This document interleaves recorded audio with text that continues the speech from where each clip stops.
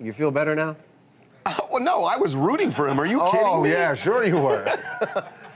Okay, so listen, Chris Brown, we told you he's got problems with his publicist, his former manager, one of his tour staff.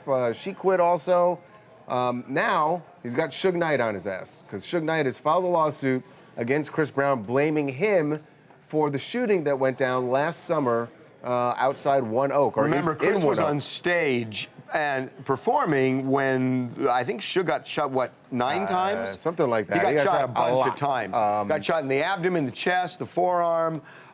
He is recovered from that, now in jail awaiting trial for murder. A whole nother Oprah. But nonetheless, but he's saying that Chris, you know, as the host and the performer that night, should have had better security inside One Oak. Now, and guys, that's a common thing in a lawsuit like this, and so I was expecting Suge to say that. The club and Chris Brown should have had better security. You know, there's an element in the nightclub with gangs and stuff like that at the time. Wasn't he wearing a color, Mike? They're all red.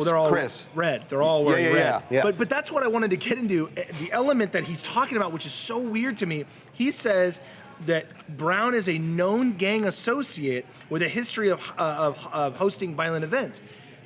Suge Knight is a known blood, and Suge Knight has said that over the years. He's an OG gang member from Los Angeles who wears red, who in the club that night was wearing now red. Is he calling out Chris Brown? He's calling out Chris Brown for being a gang. Exactly. Yeah. So it's so confusing to me because all the law enforcement believes the shooting was partially gang-related and involving all of the people that we just mentioned, but the fact that Suge is separating himself out from Chris and the gang activity seems so odd to me that he would make that argument in court. I think a response to this will be very simple: to put up the countless rap songs, Suge Knight, and pictures claiming to be a blood. No. But see, I actually disagree with you, because I think if there wasn't, suppose there wasn't adequate security, even if he's a gang member, he still didn't. He still has a right to assume that there's going to be adequate security. I'm not saying there wasn't, but if there wasn't, it doesn't matter if he's a blood or not. He has a right to be protected in the club. That's a good legal question. I mean, I don't know the answer to this. Well, if I bring the mayhem with me,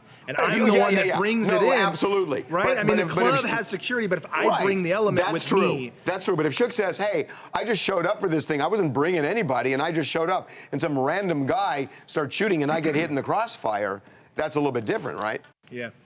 Hey, this is LaShawn at Wilmington, Delaware, and this is beyond confusing to me also.